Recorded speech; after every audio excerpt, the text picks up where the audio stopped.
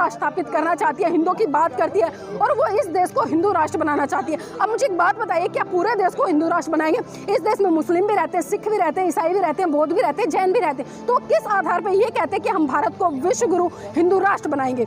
वहीं दूसरी तरफ अगर मैं कांग्रेस की बात करूं तो कांग्रेस की कोई एजेंडा है तो हमें सत्ता में बैठे हुए लोगों से सवाल करना लाजमी है। जो व्यक्ति सत्ता में ही नहीं है आप उसको कटघरे में खड़ा कर रहे हो तो ये तो मेरी दृष्टि से बिल्कुल गलत है। सत्ता में योगी जी हैं, आप सवाल करो योगी जी के यहाँ जाओ, उनका पुतला जलाओ, उनके पोस्टर जलाओ, उनके खिलाफ नारेबाजी करो, लेकिन हमारे लोग उनके खिलाफ नारेबाजी नहीं करेंगे। वो हमेशा बहन जी को टारगेट करते हैं और बहन जी को टारगेट इसलिए करते हैं क्योंकि वो अच्छी तरह से हो गया। तो ज़रूरत है उस कैडर को जिंदा करने की, क्योंकि जब तक वो कैडर जिंदा नहीं होगा, जब तक लोगों को वो ऑक्सीजन नहीं मिलेगी, तब तक लोग अपने जीवन को एक स्वाभिमान के साथ में, एक सम्मान के साथ में नहीं जी पाएंगे। अगर संगठन यहाँ पर बहुजन समाज पार्टी को अपना मजबूत करना है तो ज़रूरत है उस सहमानवता की।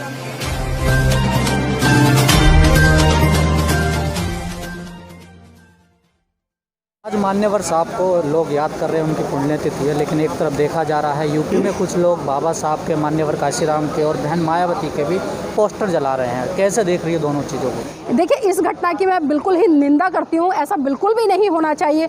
और जो लोग इस तरह की घटनाओं को अंजाम दे रहे हैं तो हमें ये भी सोचना पड़ेगा कि वो लोग इस तरह की घटनाओं को अंजाम क्यों दे रहे हैं, क्योंकि हम साफ साफ देख रहे हैं कि आज उत्तर प्रदेश में उपचुनाव भी हैं, बिहार में भी चुनाव है और उत्तर प्रदेश में 2022 में चुनाव होने जा रहे हैं विधानसभा के, हम अच्छी तरह से जानते हैं। और कहीं ना कहीं आज जो एक लोग नेतृत्व की तलाश कर रहे हैं कि हमारे नेतृत्व में हर कोई आए, और आज अपने चेहरे को चमकाने के लिए लोग इस तरह की जो घिनौनी घटनाएं हैं उनको अंजाम देने का काम करें। तो हमने देखा है उत्तर प्रदेश में कि किस तरह से, और खासकर मैं यहाँ पर उन महिलाओं को भी टारगेट करूंगी जो उस निंदनीय काम में उनके साथ में शामिल थी।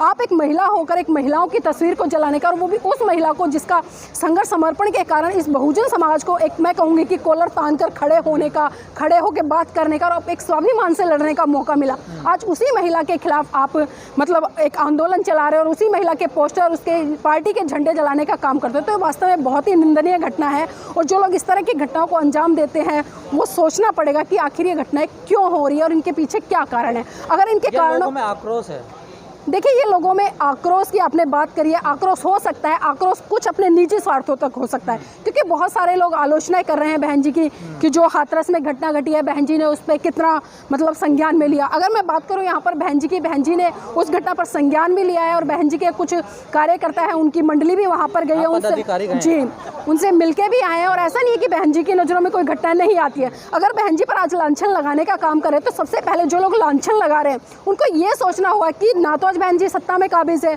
और ना ही उत्तर प्रदेश में अगर वो सीएम होती है, किसी अन्य पद पे होती, तब हम उन पर उंगलियां लगाते तो हमारा उंगली उठाना जायज़ था।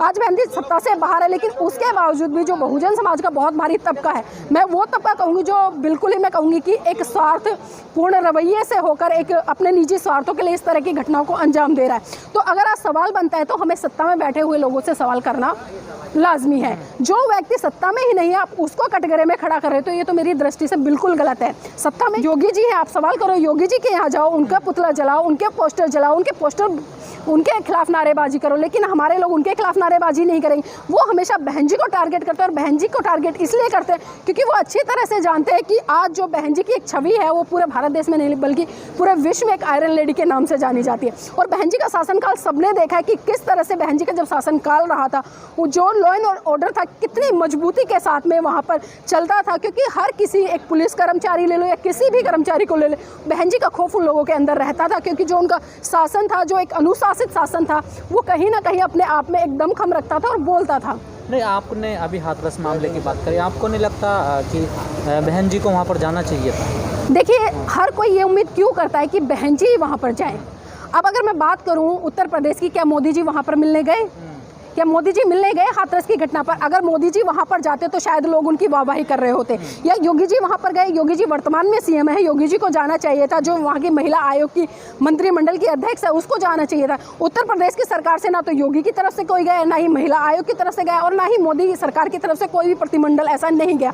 तो जो लोग सत्ता में ही नहीं है उनसे बार बार सवाल क्यों बनते हैं? और ये तो मूर्खता है कि जो लोग सत्ता में नहीं है, बहन जी नेता मानता है ना। देखिए, बहन जी को तो नेता मानता है, बहन जी की नज़रों में हर घटना अच्छी तरह से होते हैं और बहन जी उन पर संज्ञान भी लेती है। लेकिन जब हमारे पास में पावर नहीं है तो हम क्या कर सकते हैं बताइए? आप खुद बताइए। आज मेरे हाथ में पावर नहीं है और मैं आपको ये कहूँ, आप मुझे ये कहो कि नीलम जी आप मेरा ये काम करा दी, मेरे हाथ में पावर नहीं है तो मैं कैसे करा दूँ? हमारा समाधान योगी के पास है, हमारा समाधान जितनी भी घटनाएं हो रही हैं देश में वो देश के प्रधानमंत्री के पास है। लेकिन हमारे लोग उनसे सवाल नहीं पूछेंगे, उनको कटघरे में नहीं खड़ा करेंगे। राहुल गांधी प्रियंका के पास भी नहीं ना, वो लोग तो गए ना मिलने। देखिए वो लोग मिलने गए, लेकिन आप ये भी देखिए कि वो लोग मिलने कब गए और किन हालातों में गए और कैसे गए।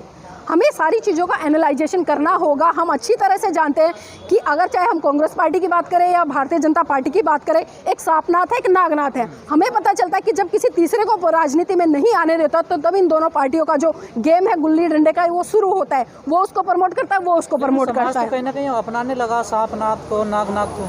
देखिए समाज की गलती है जो समाज इस तरह से इनके अंदर जा रहा है। इनके अंदर भले समाज के हमारे बहुत सारे बुद्धिजीवी लोग जा रहे हैं और भले वो अपने आप में बुद्धिजीवी होंगे, लेकिन अगर हम एक मिशन मूवमेंट की बात करें, मिशन मूवमेंट के तहत उन लोगों का एनालाइजेशन करें, तो मैं बिल्कुल भी उन्हें पढ़े लिखे नहीं कहूँगी। क्योंकि बाबा साहब हमेशा एक बात कहा करते थे कि मैं बुद्धिजीवी या पढ़ा लिखा व्यक्ति उस व्यक्ति को मानता हूं जो अपने दुश्मन की पहचान करता है। लेकिन आज बहुजन समाज में इतने सारे नेता पनप रहे हैं, ना तो वो ये आकलन कर पाते कि सामने वाली पार्टी है वो हमारी हितैषी है या हमारी किस तरह से विद्रोही है। क्योंकि हम देख रहे हैं कि जब से पिछले 7 साल का मैं रिकॉर्ड की बात करूंगी, मैं पीछे नहीं जा रही 50 साल में, मैं सिर्फ 7 साल की बात करूंगी। 7 साल में जिस तरह से इस बहुजन समाज के ऊपर अत्याचार शोषण हो रहा है, या युवाओं की बात करूँ या महिलाओं की बात करूँ या इस देश का जो पढ़ा लिखा युवा है उसके ऊपर की बात करूँ, या मैं पर्टिकुलर एक जो माइनॉरिटी समाज में आता है मुस्लिम समुदाय, जैसे कि आपने एनआरसी का मुद्दा कितना गरमाया हुआ था, तो आप देख सकते हैं कि लगातार इस देश में जो एक दबा कुचला तबका है उसको ही दबाने का काम किया जा रहा है। और दबाने का काम जो सरकार में बैठे लोग हैं, क्योंकि हमें पता है ना तो वो हमारी आइडियोलॉजी से बिलोंग करते हैं और ना ही इस देश का बहुत बड़ा जो तबका है उसकी आइडियोलॉजी से बिलोंग करते हैं। और वो बिल्कुल ये नहीं चाहते कि इस देश का जो बहुत बड़ा तबका है उसका विकास हो या वो आगे बढ़े। क्योंकि मोदी जी की पार्टी हमेशा बात तो करती है कि सबका साथ सबका विकास, लेकिन किस तरह से सबका साथ और सबका विकास हो रहा है। लोग यहाँ पर भी अभी मौजूद हैं जो बीएसपी की नीतियों के खिलाफ हैं। देखिए आपने बिल्कुल सही कहा, वो उनका पर्सनल व्यक्तित्व हो सकता है। अब मेरी किसी से कोई पर्सनल बात हो सकती है, मैं किसी पार्टी से पर्सनली हो सकती हूँ, लेकिन जब संगठन की बात आती है और संगठन का, तो देखिए अगर हम संगठन में है तो हमारा दायित्व बनता है। हमारी पार्टी 1% हो सकता है कहीं गलत हो, और मैं ये नहीं कहती कि पार्टी गलत होती है, पार्टी कोई भी गलत नहीं होती। गलत वो लोग होते हैं जो उसको गलत मंशा से चलाते हैं। बाबा साहब ने संविधान जब कॉन्स्टिट्यूशन को सौंपा था पूरे मंत्रिमंडल को, उन्होंने कहा था कि किसी भी देश का संविधान अच्छा या बुरा तब हो सकता है अगर उसको चलाने वाले सही मंशा के हो। अगर सही मंशा के चलाने वाले होंगे तो उस देश का संविधान अच्छा होगा। तो वही सेम चीज़ यहाँ पर पार्टियों पर भी लागू होती है। पार्टी कोई बुरी नहीं होती है, बुरी होती है उसकी आइडियोलॉजी। अगर मैं बात आइडियोलॉजी की करूँ तो आप सबको पता है कि जो भारतीय जनता पार्टी है उसकी आइडियोलॉजी क्या है। वो इस देश में सिर्फ हिंदू राष्ट्र स्थापित करना चाहती है, हिंदुओं की बात करती है और वो इस देश को हिंदू राष्ट्र बनाना चाहती है। अब मुझे एक बात बताइए, क्या पूरे देश को हिंदू राष्ट्र बनाएंगे? इस देश में मुस्लिम भी रहते हैं, सिख भी रहते हैं, ईसाई भी रहते हैं, बौद्ध भी रहते हैं, जैन भी रहते हैं, तो किस आधार पर ये कहते हैं कि हम भारत को विश्व गुरु हिंदू राष्ट्र बनाएंगे? वहीं दूसरी तरफ अगर मैं कांग्रेस की बात करूं तो कांग्रेस की कोई आइडियोलॉजी है ही नहीं।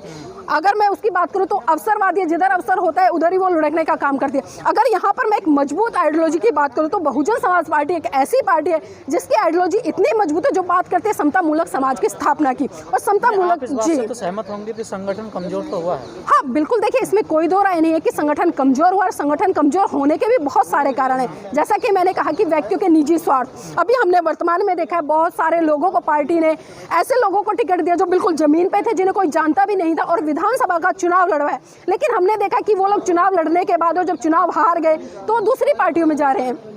तो कहीं ना कहीं ये लोग अवसरवादी है, जब अवसर पड़ता है तब बहुजन समाज पार्टी में आते हैं और जैसे ही इनके स्वार्थों की सिद्धि होती है फिर वो दूसरे की पार्टियों में घुसने का काम करते हैं। तो बहुजन मूवमेंट है वो बिल्कुल कमजोर हो रहा है, इसमें कोई दो राय नहीं है। और उसका कारण यही है कि निजी स्वार्थ। कैसे जोड़ा जाए फिर इसको? देखिए इसका जोड़ने का वही कारण है जो साहब मान्यवर काशीराम जी का एक कैडर हुआ करता था, वो कैडर आज हम देख रहे हैं कि वो धरातल से बिल्कुल खत्म हो गया है। तो जरूरत है उस कैडर को जिंदा करने की, क्योंकि जब तक वो कैडर जिंदा नहीं होगा, जब तक लोगों को वो ऑक्सीजन नहीं मिलेगी, तब तक लोग अपने जीवन को एक स्वाभिमान के साथ में, एक सम्मान के साथ में नहीं जी पाएंगे। अगर संगठन यहाँ पर बहुजन समाज पार्टी को अपना मजबूत करना है तो जरूरत है उस साहब मान्यवर काशीराम जी के कैडर की। उस कैडर को घर घर तक पहुँचाना होगा। अपने बहुजन समाज की बहन बेटियों को, युवाओं को घर से निकाल कर बाहर लाना पड़ेगा और उनको समझाना पड़ेगा कि आज जो आप जीवन जी रहे हैं अच्छा, वो किसी और की देन नहीं बल्कि आपके महान पुरुषों की देन है। अगर वो इतना संघर्ष, समर्पण, बलिदान आपके लिए नहीं करते तो शायद आप ये जीवन नहीं जी रहे होते। अपना चैनल, आपका चैनल, समाज का चैनल, देश का चैनल NB News 24/7 को आप लाइक करें, सब्सक्राइब करें और ज्यादा से ज्यादा इसकी वीडियो को शेयर करें ताकि हर खबर को मैं आप तक आसानी से